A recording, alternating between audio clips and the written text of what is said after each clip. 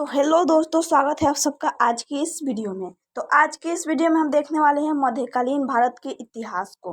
तो मध्यकालीन भारत के इतिहास में हमें क्या क्या पढ़ना है उसके बारे में आज की इस वीडियो में बस इतना ही जानेंगे। तो हम बता दें कि हमारा प्राचीन भारत का इतिहास जो था वो पूरी तरह से समाप्त हो चुका है।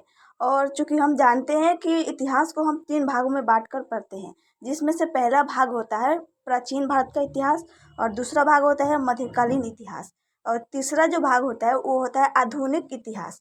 तो हमने प्राचीन इतिहास को तो पढ़ लिया है।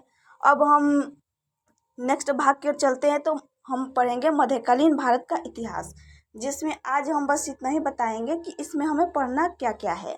ठीक है, तो वीडियो को तो चलिए हम देखते हैं मध्यकालीन भारत के इतिहास में हमें क्या क्या पढ़ना है। ठीक है, तो सबसे पहले तो मध्यकालीन भारत के इतिहास में हम सबसे पहले बात करेंगे कि भारत पर मुस्लिम आक्रमण के बारे में। ठीक है, तो सबसे पहले हम पढ़ेंगे भारत पर मुस्लिम आक्रमण।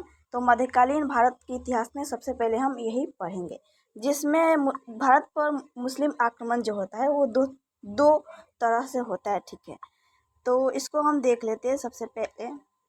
तो भारत पर मुस्लिम आक्रमण जो होता है वो 2 तरह से होता है। ठीक है, जो पहला होता है वो होता है अरब मुस्लिम आक्रमण, और दूसरा जो होता है वो होता है तुर्क मुस्लिम आक्रमण।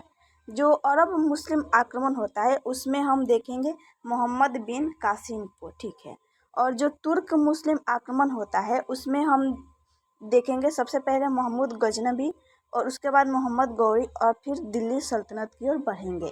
तो मध्यकालीन भारत के इतिहास में बस इतना ही पढ़ना है। ठीक है, इतना ही नहीं पढ़ना है, यानी कि अरब मुस्लिम आक्रमण के बारे में और तुर्क मुस्लिम आक्रमण के बारे में इतना पढ़ना है। ठीक है, तो कल से हमारा मध्यकालीन भारत का इतिहास स्टार्ट हो जाएगा, और अगले वीडियो में हम पढ़ेंगे अरब मुस्लिम आक्रमण के बारे में।